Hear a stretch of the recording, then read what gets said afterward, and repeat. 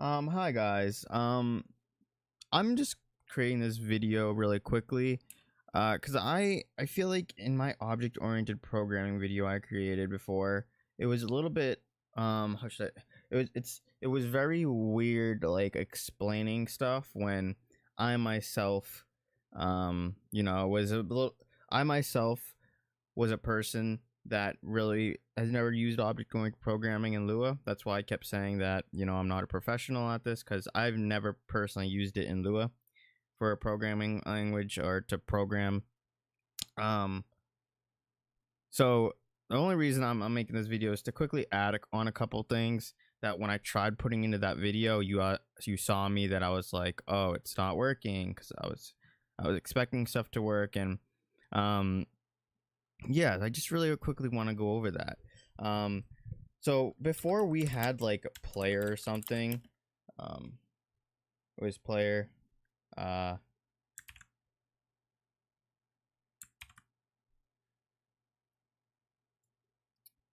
was like player, and it was like, it was player. Actually, do you see it zoom in? I'm curious about that now. You don't. So screw this. So we had like player, and we set it equal to an object. And in this object we had a function called new, and in this function we pretty much had like we had like specific instance variables. Instant variables are variables that are specific to that object, so whenever you create an object, it's going to be specifically to that. So if I have two objects but it's created by the same class, this is the class, and it's created by the same class, they can hold two different values even though they're created by the same class. So if I said like x is equal to 5, I mean, we have to return actually the table. If I can type. So if we had x is equal to 5, and y is equal to 3, right? You don't need these semicolons, by the way. I just happen to do it, right? You would have these things called properties, and then you would also have a method where you could say,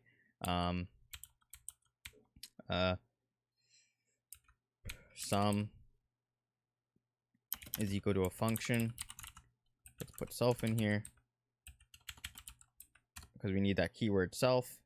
And then basically what we can do is, let's just say we return self.x plus self.y, and that's just referring to this object right here. And I told you about inheritance as well. I told you that if we were to inherit from this, if we wanted to call this player 2, what we would do is we would create this object again, and we had another function for new. This is the constructor function. And then basically in this, what we did was, we just said like local player is equal to player.new. So we construct that, and then we add stuff onto it. So we could do like player.z is equal to 55, right? We could add onto it, and then we would create a player 2 if we want the z and whatnot. But that's not why this right here is not what I wanted to show you. In this video, I'm pretty much showing you static variables. Now this and static methods as well. Anything static. Now in object-oriented programming, something that's static in a class means that it's like, it's shared, but it's not for each individual object. So for example, this right here, these three things is a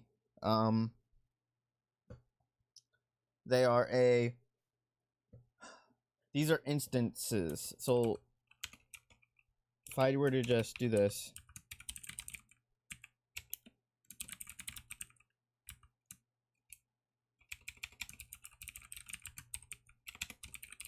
so these right here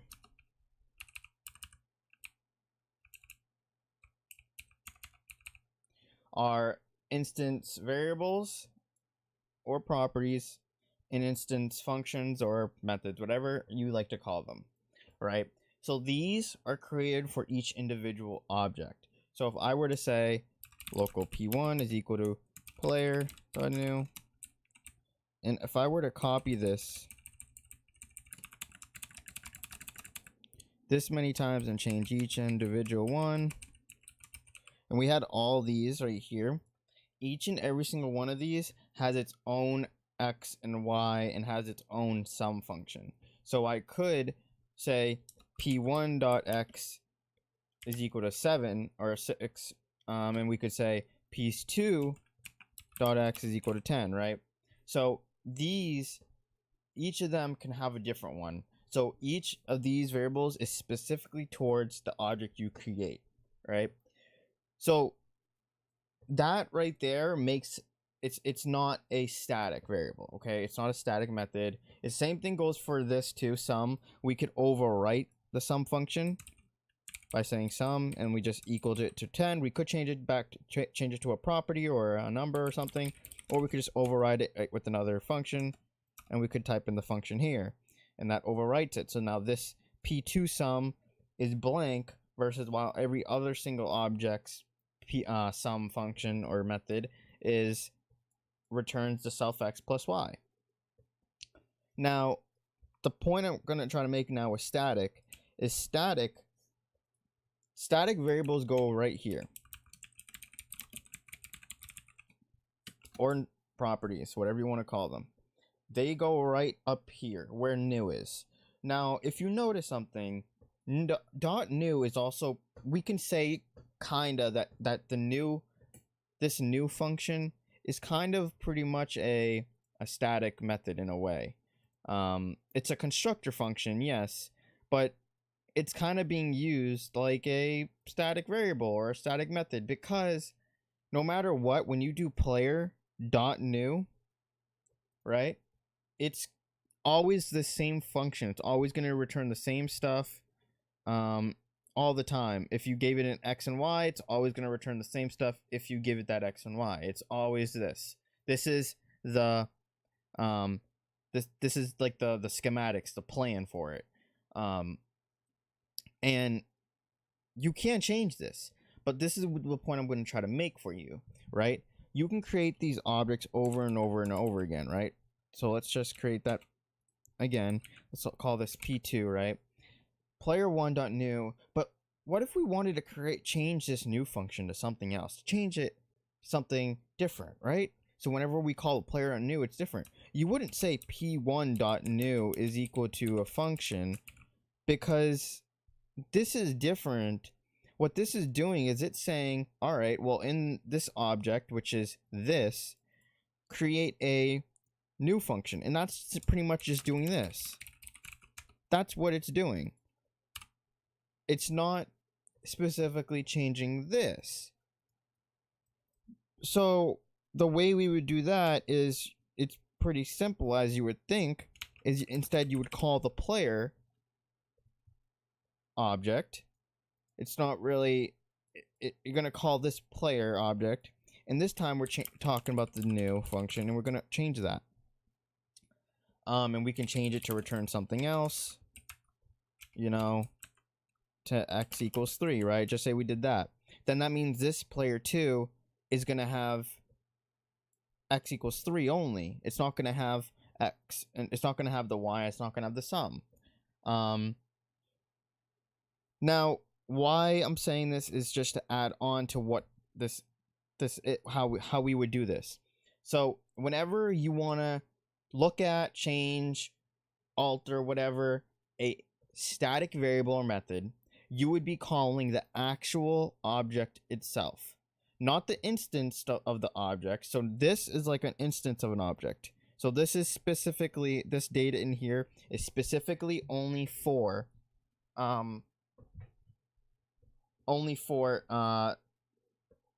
whatever's created right here. So like you can't alter anything based off of just this.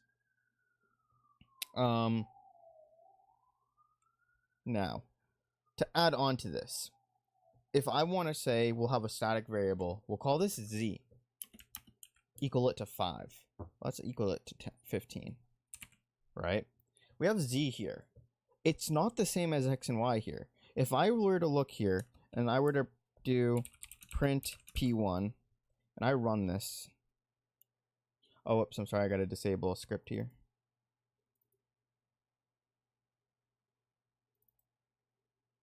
This one, disable. If I run this, we get a table.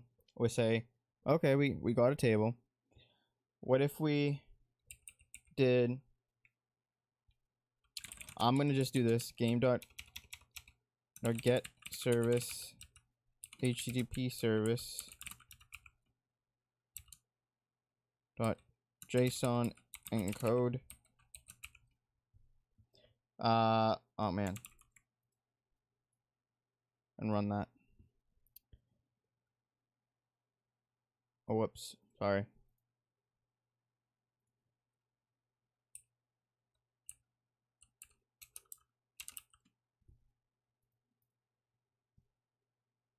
So now we can see what actually is happening here. We see that sum is null. It's a function. Ignore that. It says null because it's a function. But we see that it has an x and y. But what happened to that z? There is no z inside of this object. The way we would access a z is a bit different. So just say we wanted to have each individual one equal to that. We also want a local variable for this specific object equal to the same thing as the static variable, right? You can't just say e equals z. You can't do self.z. Even if you put self here, I mean, you could actually, but that's, you're getting yourself into weird stuff. Don't do that. What we're gonna do is, if I were to do z is equal to player.z, the way you would actually access it, right? And I put this comma here, you're gonna see we get an error.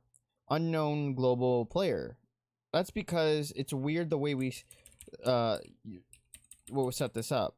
If you want to be able to do stuff like this with static variables, you need to first initialize it outside and then say the equal. Then we get that error and it's gone. So now let's try this.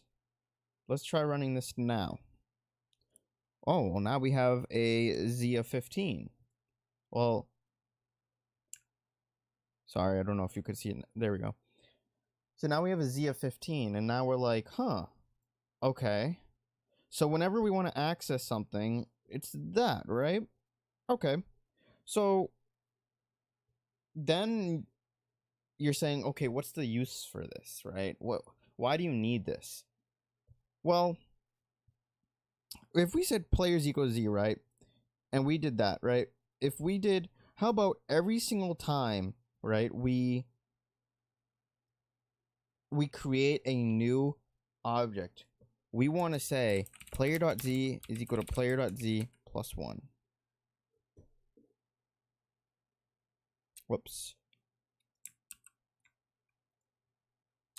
Every time we want to create one, every time we create a new object, we want to run this. We want to add one onto z, right? So that means this is going to return, we're going to have 16 in this, right? But now what if I create another one? P2, P3, I can copy this, P2, P3, and I'm going to give you an example with the static method. So now we see 17, 18, so we can clearly see that it's going up. So that means this z, it's global. It's basically a global variable that does not, that only changes when you access it this way. And when you create a new object, if I were to say p3.z is equal to 5, you're changing it only for p3. You're not changing it for this global variable. So this it's global to everybody. So I'm gonna give you a example of like why you would do this, right? This right here, we're printing this. This is a line of text. I don't think we should. You could make it a thing that's specifically to this, but I'm gonna make it a static method. I'm gonna say this is gonna be print output is equal to a function, and inside this, and for parameters, we want we want two things. We want P1 and P2. These are going to be the actual objects, right? So for P1 and P2, we're going to copy the, well, actually, let's just, it's one. Let's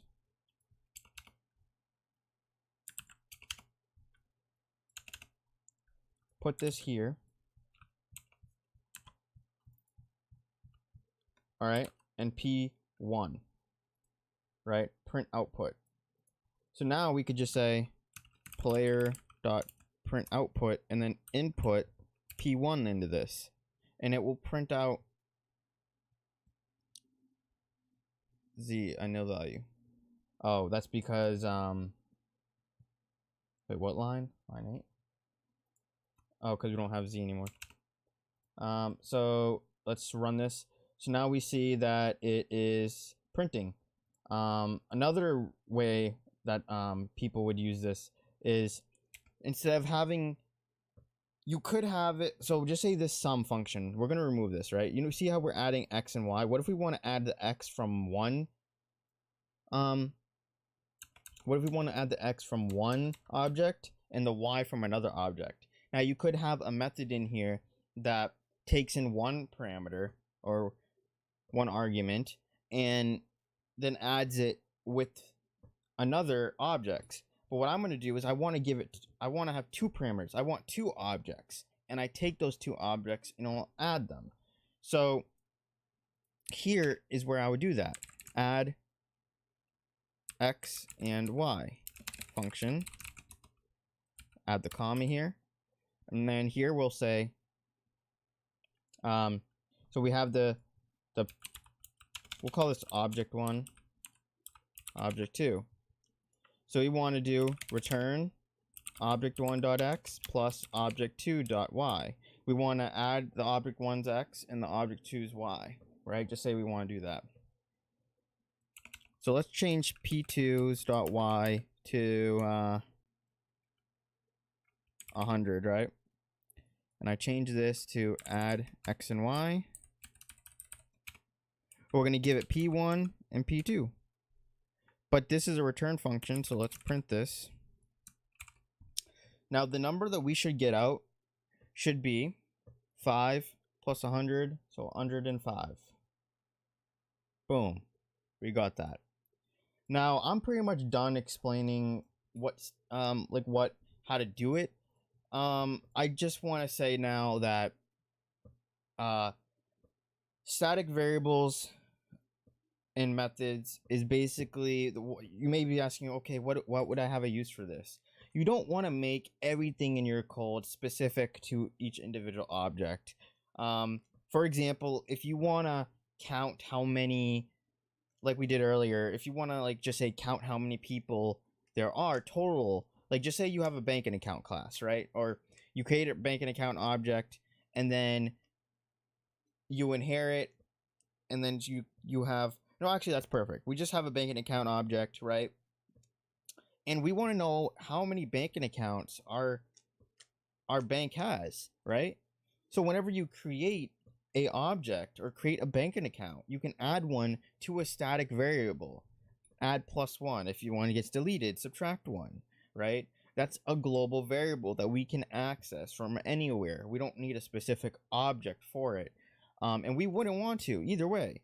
When you think about it, why would we want a variable in each and every single object?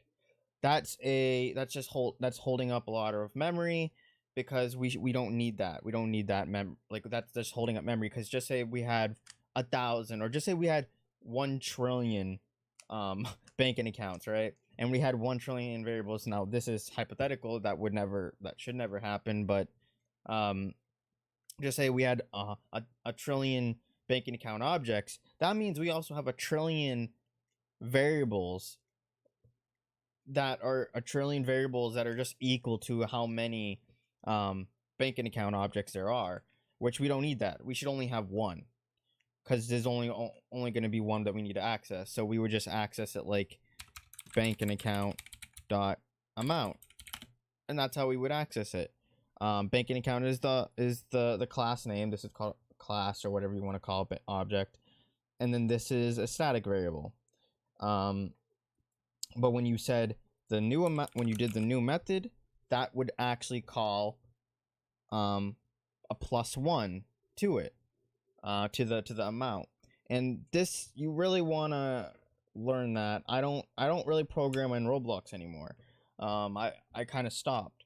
I program in other languages. I mainly code in Node.js, which is just JavaScript. JavaScript doesn't have a class system like Lua doesn't have it either. But they're very similar with prototypes and everything. They're very similar. So I'm gonna say. But yeah, that's pretty much all I wanted to say for this video. I've probably been speaking for too long now for something so simple. Sorry. Goodbye.